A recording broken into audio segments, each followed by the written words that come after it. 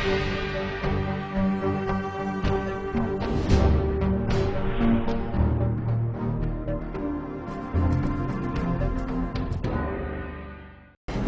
Vindhya times में आपका स्वागत है और आपके साथ मैं श्रेया हाजिर है आज की बुलेटिन की खबरों के साथ। बात करते हैं पहली खबर की। मर्यादा पुरुषोत्तम भगवान श्री राम के मंदिर निर्माण में भूमि पूजन का कार्य प्रधानमंत्री नरेंद्र मोदी के हाथों आज संपन्न हुआ। हिंदू धर्म के लिए आज बेहद हर्ष का दिन है।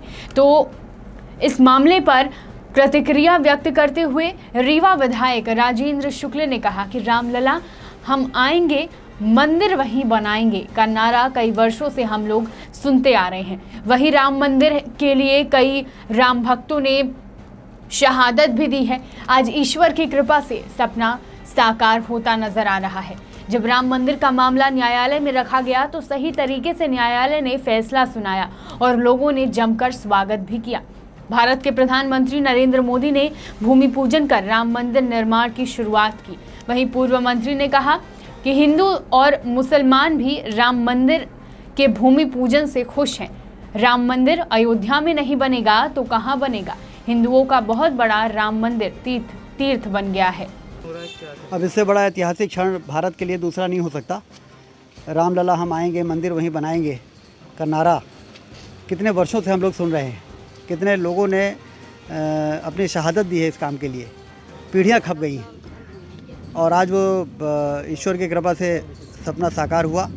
मोदी जी के कुशल नेतृत्व में सही तरीके से न्यायालय में मामले को जब रखा गया तो सर्वोच्च न्यायालय से सारा रास्ता क्लियर हो गया और आज प्रधानमंत्री जी ने उसका भूमि पूजन करके भव्य मंदिर के निर्माण का शुरुआत जो की है वो देश के करोड़ों लोगों के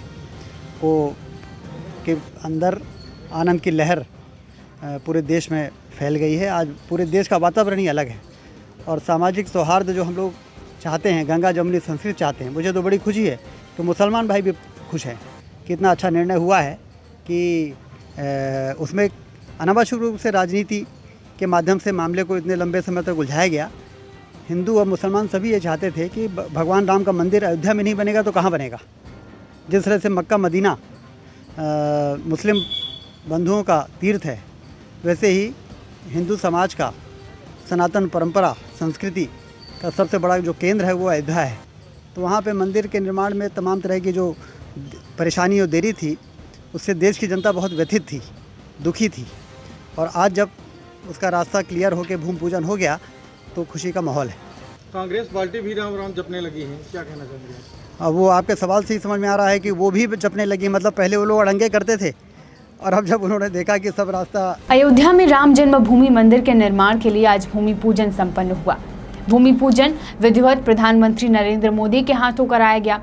5 अगस्त यानी आज का दिन इतिहास के पन्नों में हमेशा के लिए दर्ज हो गया है, क्योंकि भारत के लोगों को एक लंबे समय से राम जन्मभूमि अयोध्या नगरी में राम के मंदिर बनाए जाने का इंतजार था। आज पूरे भारत में खुशियां मनाई जा रही हैं। रीवा में भी जगह जगह खुशियां देखी गई। लोग घरों में टेलीविजन स्क्रीन के सामने राम मंदिर भूमि पूजन के आनंदोत्सव का आनंद ले रहे थे। रीवा में पिछले कई दिनों से अयोध्या में शिलान्यास पूजन की खुशी में हर मंदिरों में भजन कीर्तन का कार्यक्रम किया जा रहा है। बीजेपी और कांग्रेस दोनों ही पार्टियों के द्वारा भगवान श्री राम और उनके भक्त हनुमान जी की भक्ति की जा रही थी। मंदिरों में महाआरती, मानस कीर्तन भजन का कार्यक्रम किया गया। तो वहीं आज रीवा किले में भी मध्य प्रदेश शासन के पूर्व मंत्री पुष्पराज सिंह के नेतृत्व में भजन कीर्तन का आयोजन किया गया। शहर के अन्य देव स्थलों में भी भजन कीर्तन का आयोजन किया गया। राम मंदिर के शिलान्यास के अवसर पर पूरे देश के साथ साथ रीवा में भी खुशियों की लहर देखी गई। शहर में आज फिर 11 कोरोना पॉजिटिव मरीजों की पुष्टि हुई है। इन 11 मरीजों में से 10 मरीज अल्ट्राटेक सीमेंट के बताए गए हैं और 1 पुलिस विभाग का है। सभी मरीजों को भर्ती किया गया है और संबंधित क्षेत्र को कंटेनमेंट एरिया बनाया गया। इसके साथ ही मरीजों के संपर्क में आए लोगों की जांच कर उन्हें भी क्वारंटाइन कराया गया है। पुलिस विभाग में भी कोरोना का संक्रमण बढ़ता जा रहा है। समान थाना के थाना प्रभारी की भी पॉजिटिव होने की पुष्टि हुई है। उनके संपर्क में सभी लोगों की जांच कराई जा रही है।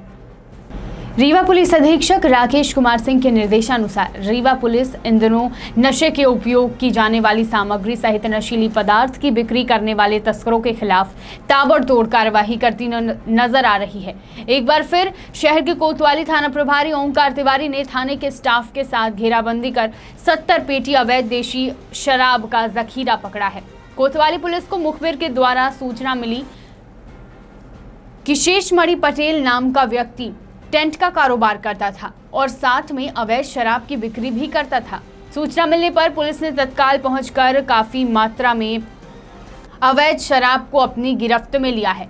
कोतवाली थाना पुलिस ने 70 पेटी अवैध देशी शराब को जब्त किया। आरोपी अपने पर्सनल डस्टर कार में अवैध शराब की बिक्री करने के लिए लोडिंग कर रहा था, तभी पुलिस ने मौके पर आरोपियों को अवैध शराब के साथ गिरफ्तार कर लिया। पुलिस अधीक्षक महोदय को इस तरह की सूचना मिली थी कि सीधी जिले से अक्सर शराब स्मगल होकर रीवा जिले में लाई जाती है और इस सूचना पर उन्होंने सीधी जिले के रास्ते में जो भी थाने पड़ते हैं उन सभी थाना प्रभारियों को निर्देशित किया था कि वहाँ मुखबिर लगाएं और इस तरह अगर शराब बाहर से आती है तो उस पर रेड करें। आज सायंकाल मुखबिर द्वारा थाना प्रभारी सिटी कोतवाली को सूचना प्राप्त हुई कि सीधी जिले से एक डस्टर गाड़ी में शराब आकर के रीठी गाँव में रखी हुई है और इस सूचना पर थाना प्रभारी ओमकार तिवारी द्वारा अपने दल के साथ छापा मारा गया।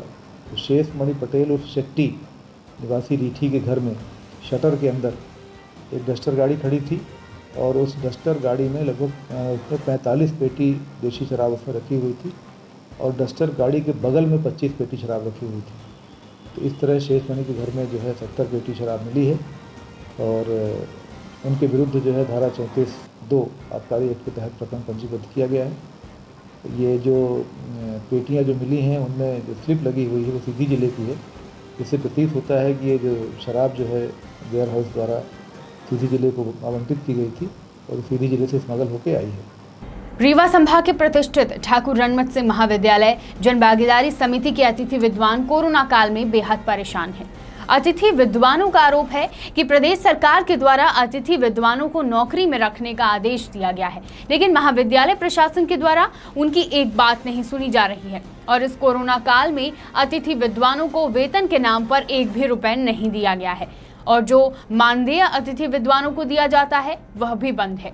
जबकि वीडियो कॉन्फ्रेंसिंग के जरिए आयुक्त एवं प्रमुख सचिव उच्च शिक्षा के द्वारा समस्त अतिरिक्त संचालकों को यह आदेश दिया गया था, जिसके उपरांत रीवा अतिरिक्त संचालक द्वारा भी लिखित में आदेश दिया गया कि प्रदेश के समस्त प्राचार्य शासकीय महाविद्यालय मध्य प्रदेश के नाम जारी आदेश से स्पष्ट होता है कि जन भागीदारी के अतिथि विद्वानों को तत्काल आमंत्रण देने का आदेश दिया जा चुका है, लेकिन फिर भी महाविद्यालय के द्वारा जनभागीदारी समिति के अतिथि विद्वानों को वापस नहीं रखा गया। अतिथि विद्वानों का आरोप है कि यदि नया नियम महाविद्यालय के द्वारा बनाया जाता है तो इसे स्पष्ट लिखित आदेश दे, जिससे समस्त अतिथि विद्वानों को महाविद्यालय के नियमों के बारे में जानकारी मिल सके। बीते 18 मई को ग्राम दुआरी से एक्सीडेंट का मामला सामने आया। इस एक्सीडेंट में एक युवक की मौके पर ही मौत हो गई, वहीं एक युवक गंभीर रूप से घायल हो गया था। घायल युवक अजय द्विवेदी का आज भी अच्छे से इलाज नहीं हो पाया। मरीज के परिजनों ने एक्सीडेंट करने वालों पर कार्यवाही करने पुलिस से गुहार लगाई। कुछ समय बाद आरोपी को थाना से रिहा कर दिया गया, जिसमें पुलिस का कहना है कि संबंधित युवक की गाड़ी से एक्सीडेंट नहीं हुआ है। इस पूरे मामले पर घायल मरीज के परिजनों ने हर जगह कार्यवाही की गुहार लगाई और आज पूर्व मंत्री और रीवा विधायक राजेंद्र शुक्ला के घर के बाहर मरीज को लेकर पहुंचे और पूरी आपबीती सुनाई। इस पूरे मसले पर विधायक राजेंद्र शुक्ला ने आश्वासन दिया है कि उनकी पहली प्राथमिकता मरीज का इलाज है। विधायक राजेंद्र शुक्ला ने इसका आश्वासन दिया कि वह मरीज का इलाज करवाने में पूरा सहयोग करेंगे, साथ ही जिस वाहन से एक्सीडेंट हुआ है उसकी उचित जांच कर आगे की कार्यवाही कराई जाएगी। आज आश्वासन किया है कि 18 मई 2020 को एक्सीडेंट हुआ सुबह ग्राम दुआरी में, गुड़ विधानसभा लगता है, थाना गुड़ लगता है। अब ये पीड़ित एक आदमी तो वहीं स्पॉट में ख़त्म हो गए थे, सज्जन शर्मा, और दूसरा जो है तो अजय द्विवेदी जो थे वो चोटिल हो गए थे काफ़ी। उनका जीएमएच में इलाज चला, फिर नागपुर चला, वहाँ से आए। इनके पास गरीब बहुत हैं घर से, और यहाँ ये लोग सब आवेदन दिए कि भाई जब रिपोर्ट किए तो थाना प्रभारी महोदय गुड़ ने जिसे वाहन का नंबर बताए, गाड़ी लाए, थाना में खड़ा किए, 3-4 दिन बाद उनको छांट दिए।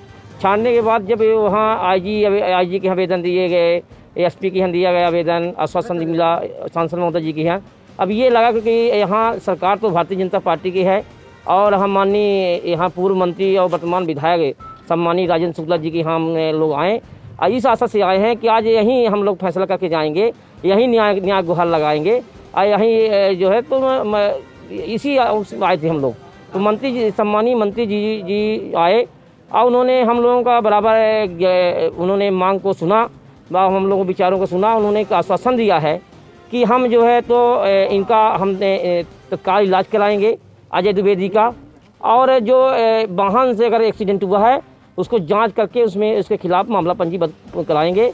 इनको चूँकि ऐसे जो भारतीय जीवन बीमा से पैसा इनको मिल जाए, उन्होंने आश्वासन दिया है कि हम पूरी। हाँ, इनका ये कहना है कि जिस गाड़ी से टक्कर लगी थी और दुर्घटना हुई थी, एक की मृत्यु हो गई थी और एक घायल हो गए, उस गाड़ी के खिलाफ़ कार्रवाई नहीं हुई है, जबकि पुलिस वालों ने बताया कि जांच करने के बाद ये पाया गया कि वो गाड़ी नहीं थी, लेकिन फरियादी को भरोसा नहीं है, इसलिए इसकी अलग से जांच कराएंगे।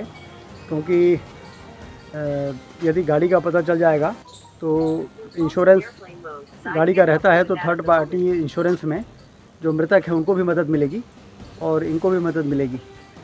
हालांकि अभी हमने इनके इलाज की पूरी व्यवस्था कर दी है और मुख्यमंत्री जी को हम भिजवा रहे हैं कि जो मृतक हैं उनको भी मुख्यमंत्री सहायता राशि से मृतक को भी के परिजनों को जो भी राहत दी जा सकती है वहाँ से दिलवाएंगे। भैया, इनका कानून व्यवस्था को लेकर इनकी बातें हैं कि मतलब कई महीने से हम लोग इस तरह से घूम रहे हैं, पुलिस कार्रवाई नहीं कर रही है। नहीं, उनका ये जो जानकारी मिली है कि जिसके ऊपर इनका शंका है वो पुलिस का कहना है कि वो गाड़ी ने टक्कर नहीं मारी। तो अब देखना हमको है कि दोषी को सज़ा भी मिल जाए, निर्दोष को सज़ा ना मिले। तो इसलिए अब फिर से एक बार जांच करा के इनके आवेदन पर कार्रवाई करेंगे। लेकिन अभी हमारी प्राथमिकता ये है कि जो दुर्घटना हो गई है वो घायल जो है उनको अस्पताल पहुंचा के तत्काल उनका इलाज शुरू कराएं, क्योंकि नागपुर में इलाज कराया, फिर अब ऐसे घूम रहे इन्फेक्शन हो गया है। और जो मृतक है उनको राहत शासन स्तर से दिलाएंगे। और इस बीच में यदि पुलिस ने आरोपियों को पकड़ लिया तो फिर उसके माध्यम से मदद होगी। कोरोना ने हर जिले में हड़कंप मचाया हुआ है। खबर शहडोल जिले से, जहां जिला मुख्यालय में एक पुलिस अधिकारी की कोरोना रिपोर्ट पॉजिटिव आई है, जिसके बाद पुलिस विभाग में डर का माहौल बन गया है। कोरोना की चपेट में लगातार लोग आ रहे हैं, जिला प्रशासन इससे मुश्किल में है और पुलिस अधिकारी की रिपोर्ट पॉजिटिव आने के बाद पुलिस कार्यालय सील करने की भी तैयारी की जा रही है। कंटेनमेंट एरिया बनाया जा रहा है और तमाम संपर्क में आए लोगों की सूची भी तैयार की जा रही है। शहडोल से पंकज राव की रिपोर्ट।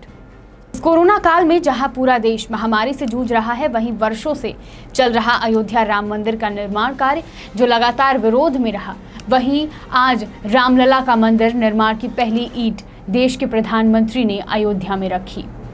आज कई वर्षों से अयोध्या राम मंदिर निर्माण को लेकर पूरा देश इंतजार में था। कई बार विरोध प्रदर्शन भी किए गए। राम मंदिर बनने को लेकर कई राजनीतिक पार्टियां भी विरोध करती नजर आईं, पर आज सारे विरोध, सारे प्रदर्शन खत्म हो गए और वर्षों का इंतजार खुशी लेकर आया है। आखिरकार अयोध्या राम मंदिर बनने को लेकर पूरा देश जश्न मना रहा है। कई मंदिरों में कीर्तन भजन चल रहे हैं। राम मंदिरों में दरबार सजाया गया है। आज प्रधानमंत्री नरेंद्र मोदी ने अयोध्या पहुंचकर पहले हनुमान जी के दर्शन कर राम दरबार पहुंचे, फिर मंदिर निर्माण स्थल पहुंचकर मंदिर की नींव रखी। वहीं इस खुशी में शहडोल जिले के बुढ़ार में भी बने राम जानकी मंदिर में मंदिर को सजाया गया। मंदिर में भजन कीर्तन का कार्यक्रम भी किया गया। पूरा राम दरबार सजा हुआ था। वहीं कई संगठन भी राम मंदिर बनने की खुशी में मिठाइयां बांटते दिखे। मंदिर के पुजारी बालक दास जी महाराज ने कहा कि इस राम मंदिर को लेकर पूरा देश 500 वर्षों से इंतजार कर रहा था, जो आज खत्म हुआ। शहडोल से पंकज राव की रिपोर्ट। ये है कि 500 साल से ठाकुर जी जो है बंधन में थे।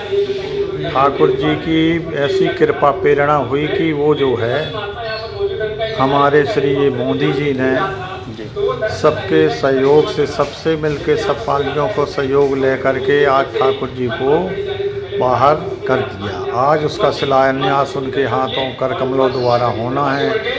हमारे राम जन्मभूमि के अध्यक्ष श्री महंत नित्य गोपाल दास जी महाराज, जिनकी प्रेरणा से आज भी उनकी बड़ी इच्छा थी कि ठाकुर जी का जो है दिव्य स्थान बने, वो दिव्यता पूर्वक ये कार्य हो। सब तन मन धन से सब पूरा भारत वर्ष नहीं पूरा देश लगा हुआ है। जी जी। वो आज यही कार्यक्रम का समय आ गया है कि देखिए ठाकुर जी की इच्छा से ही, हनुमान जी की प्रेरणा से, और हनुमान जी तो महाराज जी के सेवक हैं ठाकुर जी के, तो उनकी प्रेरणा से सबका मन एक करके और एक कार्य आज पूर्ण होने जा रहा है। और बुलेटिन की आखिरी खबर नौरोजाबाद से। उमरिया जिले के नौरोजाबाद में सोशल डिस्टेंसिंग का पालन करते हुए नगर के पीपल चौक में 108 दीप जलाकर श्री राम लला के मंदिर का शुभारंभ का स्वागत किया गया।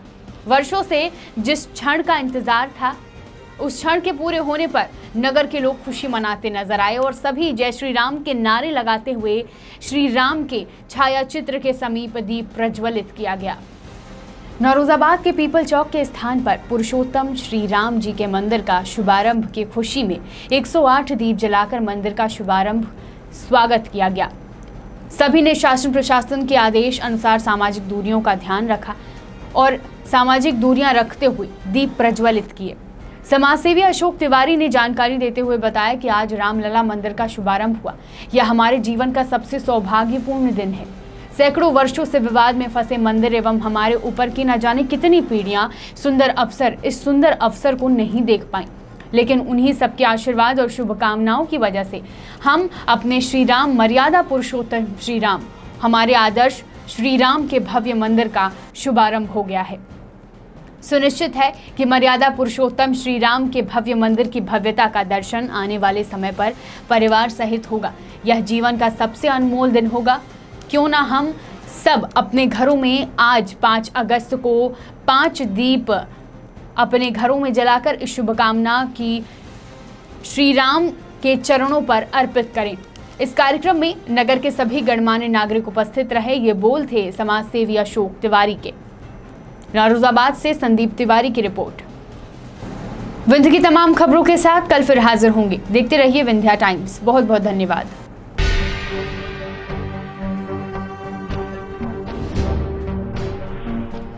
VT Bulletin sponsored by Uttam Singh Academy,